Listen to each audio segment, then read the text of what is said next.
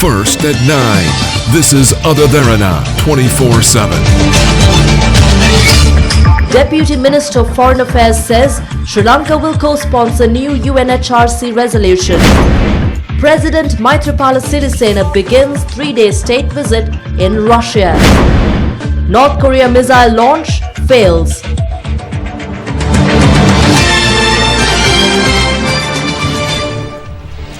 Good evening. This is your primetime news at 9 and we take a look at your top stories tonight.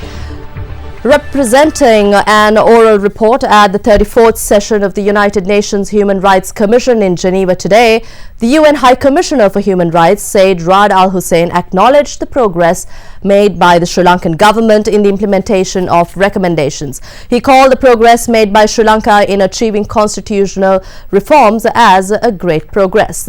The UNHRC chief added that more work needed to be done. He stressed that foreign participation was highly recommended in the reconciliation process. Also speaking at the session, Deputy Foreign Minister Dr. Harsha De Silva affirmed that Sri Lanka will be co-sponsoring the resolution for the 2-year extension of the timeline for fulfillment of commitments made in the resolution 30/1. The Deputy Minister went on to thank the UNHRC for acknowledging the progress Sri Lankan government has made so far. He said that while no country's human rights record was perfect, Sri Lanka would stand firm in a resolve to enhance the fundamental rights of all citizens and were committed to the reconciliation agenda.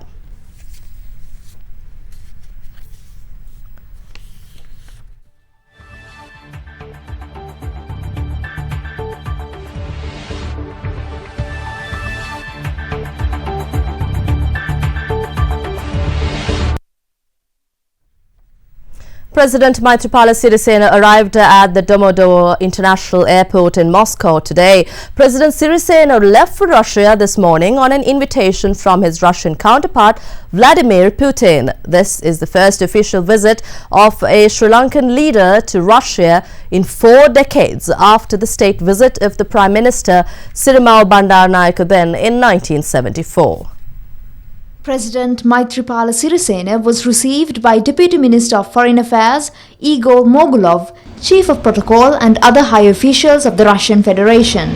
The ceremonial welcome of the Sri Lankan leader will be held at the Kremlin in Red Square tomorrow with the participation of Russian President Vladimir Putin. A guard of honor will also be held. During the visit, an agreement on cooperation in fisheries, protocol on cooperation in education and culture, and 2 memoranda of understanding on cooperation in education, science and technology, and culture will be signed. President Sirisena is scheduled to meet his Russian counterpart Vladimir Putin, Russian Prime Minister Dmitry Medvedev, and other leaders at the Kremlin in Red Square. He will also attend the ceremony to mark the 60th anniversary of establishment of diplomatic relations between the two countries. Prime Minister Ranil Wickremesinghe says that it is not a difficult task to achieve sustainable development through proper psychological development. The Prime Minister made these comments addressing the Select Committee of Parliament on the United Nations 2030 Agenda for Sustainable Development. First media briefing of the Select Committee of Parliament on the United Nations 2030 Agenda for Sustainable Development was held under the patronage of Prime Minister Ranil Wickremesinghe at the parliamentary premises today. Assistance of UNDP, the Select Committee has organized. We are so happy to say Sri Lanka is the first ever country to establish a Select Committee in Parliament. 2030 is, yes, a very ambitious target for achieving these goals for any country. But ladies and gentlemen, I think if we don't dream together, if we don't aspire to sustainable development in these next 15 years, as a Sri Lanka, as a South Asian country and as a global player, we will contribute to losing the battle of sustainability for our planet. The efforts taken by Parliament to appoint a select committee are groundbreaking. Vision of the executive to launch a number of initiatives, including the vision for a sustainable era, are noteworthy. තිරසර සංවර්ධන සභාව තිකරන්ට නීති කෙටුම් පතක් පාර්ලිමේන්තු ඉදිරිපත්. A draft bill was presented to the Parliament to establish a Sustainable Development Council. The draft was based on Canada's Bill on Sustainable Development. Once necessary amendments are completed, We will then establish the council. All including economic and social development lies on the development of mindset. We will be able to achieve sustainable development only if we pay attention to psychological development. තමන්ගේ මනස කෑදරට කමින් ඈත් වෙනවා නම් තණ්හාවෙන් ඈත් වෙනවා නම් තිරසර සංවර්ධනයේ අනේක දුෂ්කර කාර්යයක් නෙමෙයි. Major General Mahesh Senanayake was appointed as the Chief of Staff of the Sri Lanka Army. Prior to his new appointment, Major General Senanayake served as the Commander of Security Force Jaffna.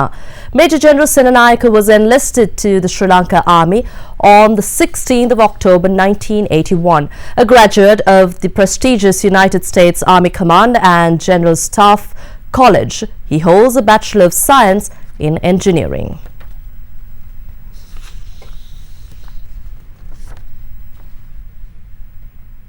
Minister of Megapolis and Western Development Partly Champigaranavaka says bus priority lanes will be piloted across several locations in order to assess its viable implementation.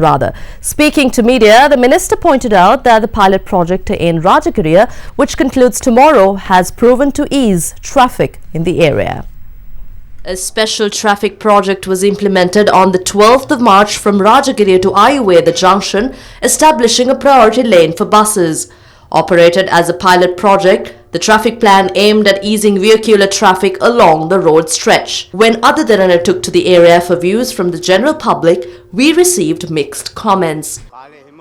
Our time is wasted. It takes about 45 minutes to pass through this. There is traffic for some time, but I think this is a good plan. Meanwhile, the feedback on shortcomings and the feasibility of the traffic plan were discussed at a media briefing in Colombo today.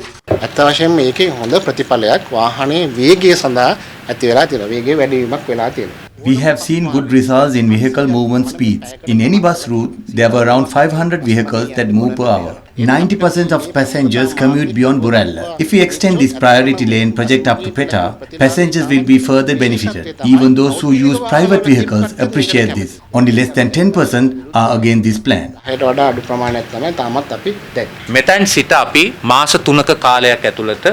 We hope to initiate this project in several identified areas in the next 3 months in order to build an expressway across the 10-kilometer stretch from Battaramulla to Peta. It will cost us $50 million, that is 5 billion per kilometer. But our engineers have concluded that it will only cost us 275 million to implement a priority lane for buses.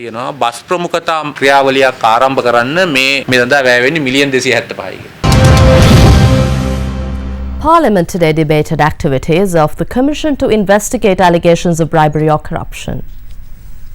මෑත ඉතිහාසයේ වැඩිම පැමිණිලි සංඛ්‍යාව ලැබිලා තියෙන්නේ 2015. ඒ 1512ක් පැමිණිලි ලැබිලා තියෙනවා. 2016 1234ක් ලැබිලා තියෙනවා. මෙච්චර පැමිණිලි ලැබුණත් නඩු පැවරිලා තියෙන්නේ 25යි. ඒ අවුරුද්දේ නිම වෙලා තියෙන නඩු 1යි. 25ක් පැවරුණත් අපි දකිනවා වෙනම උසාවියක් මේ සඳහා ඇති කරලා නඩු කරිනම් කරන්න ඕනේ. පොලිස්පතිවරයා විසින් මූල්‍ය අපරාධ විමර්ශන කොට්ටාස වෙත ලබා දී තිබෙන පැමිණිලි ඉවත් කිරීමට හේතුව කුමක්ද? දැන් මාස කීයකින් නව පැමිණිල්ලක් FCID එකට ආවේ නැද්ද? එකක් අත්විලා නැහැ මෑත කාලේ. තමුන්නාසලට එරෙහි පැමිණිලි මූල්‍ය අපරාධ විමර්ශන කොට්ටාස වෙත ලැබෙන්න පටන් ගන්නකොට තමුන්නාසල විසින් මොකද කරන්නේ? මූල්‍ය අපරාධ විමර්ශන කොට්ටාස වෙත නව පැමිණිලි ලබා දීම නතර කරලා තිබෙනවා. අද අපේ රට ආందోලනයට තුඩු දී තිබෙන බරපතල අපරාධ ගණනාවක් පිළිබඳව පරීක්ෂණ දියත් තිබෙනවා. තමුන්නාසලගේ මෙදියත් වීම තිබෙන්නේ ලසන්තගේ ඝාතකයන් හොයා ගැනීම නෙවෙයි, ඝාතකයන් වසන් කිරීම. Parliamentarian Vimal Weerawansa has launched a hunger strike in prison, protesting against the rejection of his bail application. The former minister says he has been kept in remand custody for 73 days without being released on bail. Prison spokesperson Tushara Upuldenio said that Weerawansa has been engaging in the protest fast, refusing meals since this morning. The National Freedom Front leader was arrested by the Financial Crimes Investigation Division on the 10th of January after he arrived to give a statement pertaining to allegations of misusing state vehicles. Weerawansa has been accused of misusing several vehicles belonging to the Presidential Secretariat office during his tenure as the Minister of Engineering Services, Housing and Common Amenities, and thereby causing losses to the tune of 41 million rupees to the government.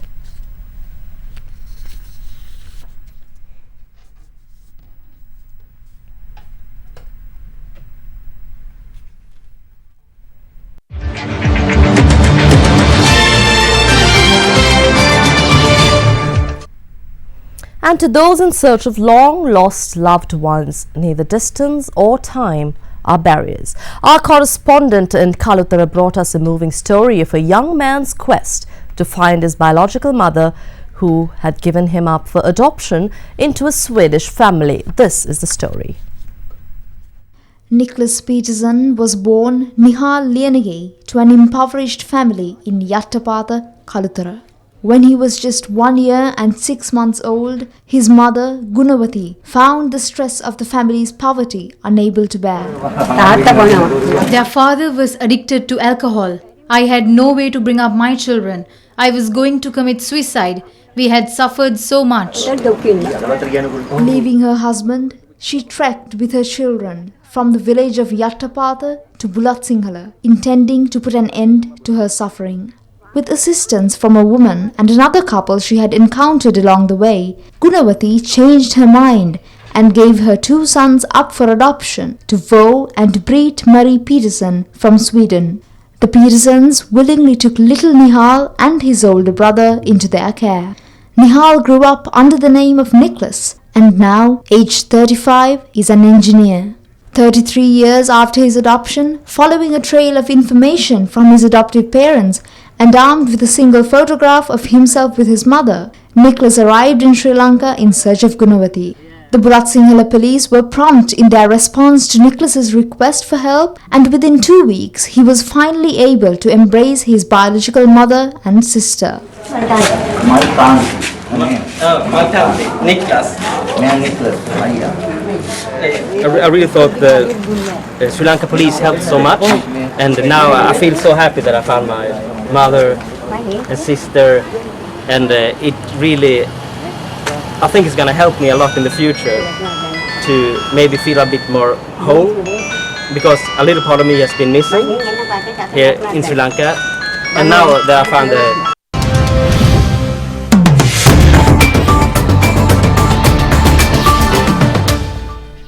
TV Derana entered into a memorandum of understanding with the Industrial Development Board to support development of small and medium enterprises. Derana SME Club with IDB will thereby support 30 SMEs in the country. Executive Director and Chief Operating Officer of TV Derana, Madhava Madavala, and Director General of the Industrial Development Board, GLU Ratnamalal, inked the agreement yesterday. The program will be initiated under 3 categories for improving entrepreneurs' knowledge, exchange of know-how, and brand promotion.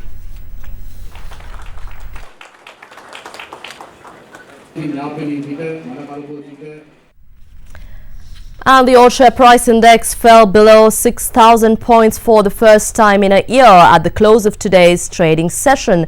The SPI fell 44.94 to end trading at 5,596.65. For more details, we have Dimantha Matthew from First Capital Holdings. Today the ASPI saw a sharp dip in the index as the market went below the 6,000 mark for the first time after March 2016, which is after 12 months. The decline was primarily led by margin calls, and also as most investors await the monetary policy announcement on Friday, eagerly waiting as to whether there is going to be a hike or not. And now we have the daily market update with Imeshi Fernando from the Colombo Stock Exchange. Top 5 gainers of the day were Serendip Hotels, Serendip Engineering Group, Hikkadu Beach Resort, the Colombo Fort Land and Building, and El Petit Plantations. While the top 5 losers were SNB Leasing, Non-Voting, Kotmale Holdings, Kelsey Developments, Horner Plantations, and People's Merchant Finance. Today's foreign purchases were 823.92 million rupees and foreign sales were 409.36 million rupees. There were 10 crossings today and the crossings turnover was 446.44 million rupees. Here's a look at how the Sri Lankan rupee traded against other major currencies during the day.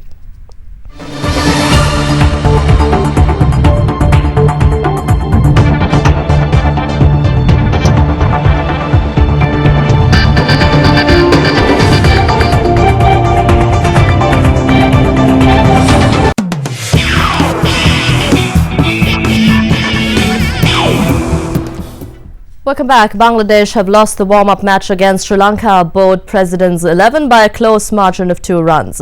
Despite the heroics of Sabir Rahman, Mozadek Hossain, Mahamadullah and a late blitz from skipper Mashraf Mortaza, the tourists could not get over the line. For the hosts, Akila Dhananjaya, Chaturanga de Silva and skipper Milinda Sirawardana were the best bowlers. Kusal Pereira, Sandun Virakodi and Dhananjaya de Silva slammed 50s, while Tissara Pereira and Dasun Shanaka made vital contributions towards the end.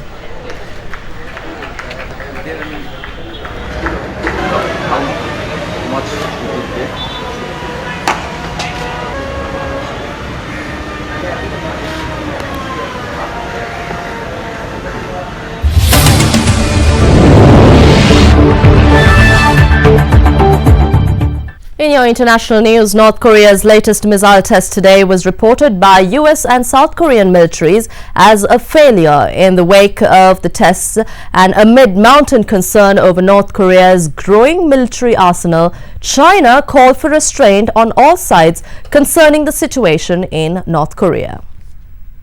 The US reported that they had detected a missile that had appeared to explode within seconds of release. Tension and alarm continue to rise in the Korean region as North Korea continues its testing and development of missiles and nuclear weapons in defiance of United Nations Security Council resolutions. Meanwhile, North Korea claimed yesterday that it is capable of military response if the US so desires. And the US and the UK are banning all electronic items larger than a smartphone from cabin baggage in direct inbound flights originating from certain countries. The US announced the ban yesterday, while the UK followed suit hours later, and it is expected to affect certain flights from the Middle East, North Africa and Turkey. The US ban, scheduled to come into effect on Saturday, will affect 9 airlines operating out of 10 airports in Morocco, Turkey, Egypt, Kuwait, Saudi Arabia, Qatar, Jordan and the United Arab Emirates. The UK ban affects 14 airlines from Turkey, Lebanon, Jordan, Egypt, Tunisia and Saudi Arabia. According to US media, the ban was prompted after intelligence suggested a terror threat, which was judged by the US to be substantiated and credible. Although an aircraft cabin ban is effective, large electronic devices such as laptops, cameras and tablets will still be allowed to be transported separately in checked baggage. From South Korea, ousted President Park Geun-hye left the Seoul Central District Prosecutor's Office today following a 22-hour session that included 14 hours of interrogation. Speaking to reporters, Park apologized to the people and vowed to cooperate with questioning, but continued to deny charges against her.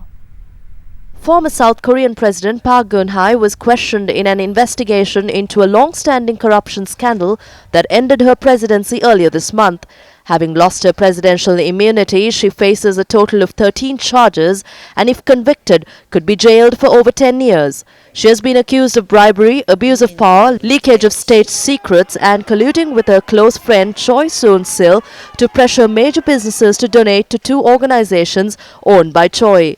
Both supporters and detractors of Park had gathered outside the prosecutor's office, and around 2,000 police officers had been deployed at the site.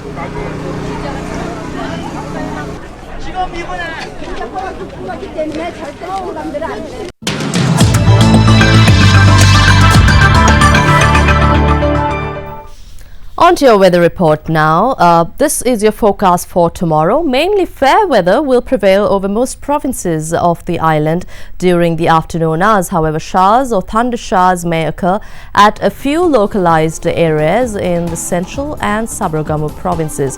Galle and Colombo districts will also experience thunder showers, possibly during the afternoon. Misty conditions can be expected at some places in the western Sabaragamu and central provinces during the early part of the day tomorrow.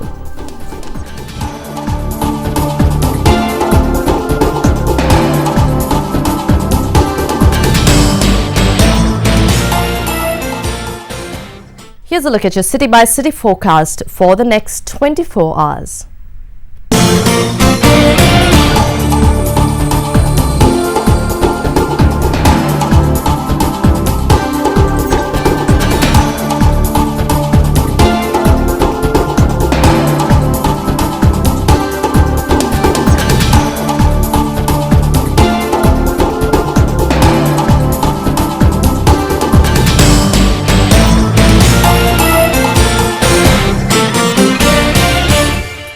That wraps up tonight's edition of your primetime news at 9. For the very latest, you can log on to www.otherderana.lk or follow us on Twitter at otherderana. And before we go, we would like to leave you with visuals, aerial visuals of our beautiful Sri Lanka.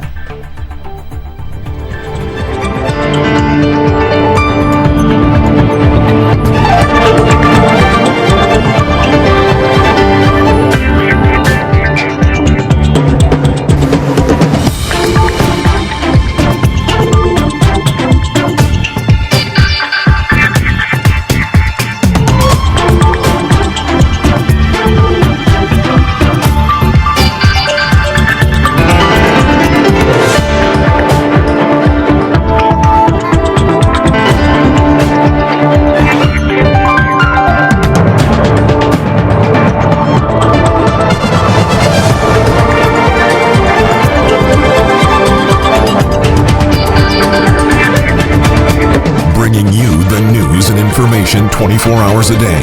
This is Sri Lanka's premier news channel, Other Derana, 24/7.